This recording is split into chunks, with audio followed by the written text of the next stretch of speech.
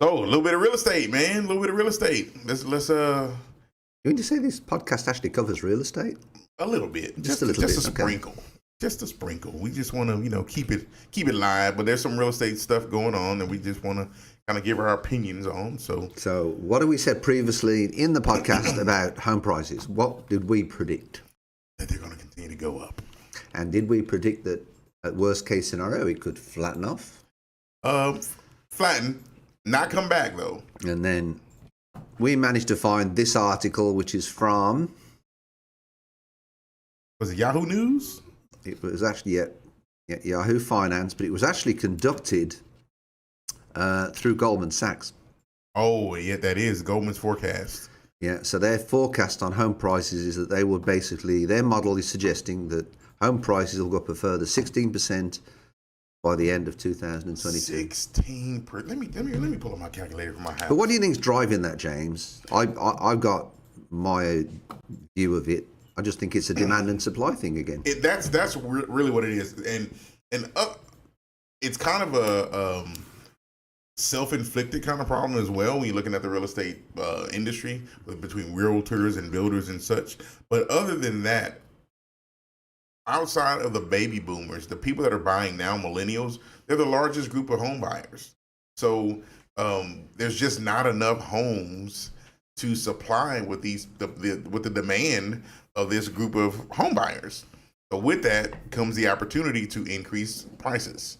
And you got the likes of different companies that I won't say their name, but it rhymes with pillow.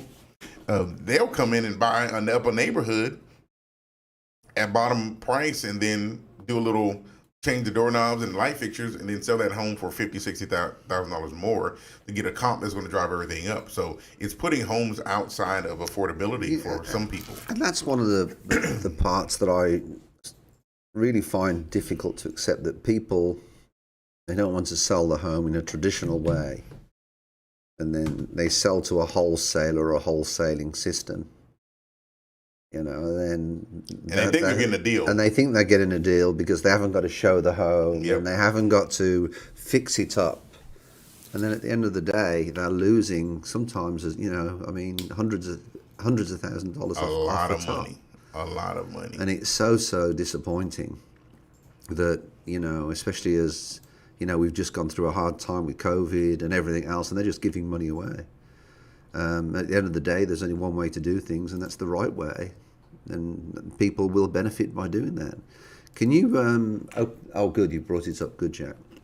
But this is basically US home price growth accelerates. The case of Schiller National Home Price Index and 20 city composite show prices on the rise since 1987. And this is where they think it's, basically going to go to. How do you think, when we had the crash, James, Houston wasn't affected much to the degree of other cities because our home prices have never really gone up a great deal. But in all fairness, the home prices the last 2 years, 3 years have actually been more than previously as an increase. Absolutely. As a company at Century 21, we actually haven't done as many transactions. But because the agents have done pretty well because of the increase in the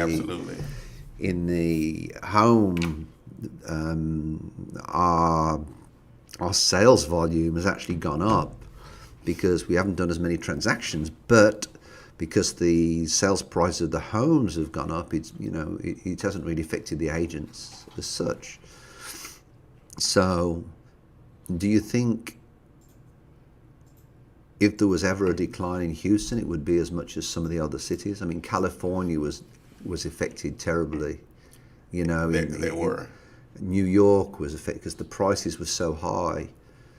And, you're talking $1 million house, and all of a sudden, the houses have been sold for pennies on the dollar. But I just don't think that's ever going to happen to the level in Houston. Houston, to me, is a very, very stable, solid market. It is, because we're very diverse in our economy. It used to be all oil and gas, but there's companies that are moving here now. So it is a good mix of what actually has our economy propped up with the real estate piece of it. Although it's been pushed up. I think it's not going to your point. I don't think it's going to get to the And point we where have it we have an loses awful lot of. I mean, we do property management, but we have a lot of people, from China, Hong Kong, that actually invest in our market. Oh yeah, and that alone can push up your market. We have a lot of people flooding in from California and other states that are coming to Texas that are pushing it up, and coming to Houston specifically, the bigger markets, the Houston, Dallas, San Antonio, Austin areas. So that increases it as well. So you have to qualify so much more for a loan now.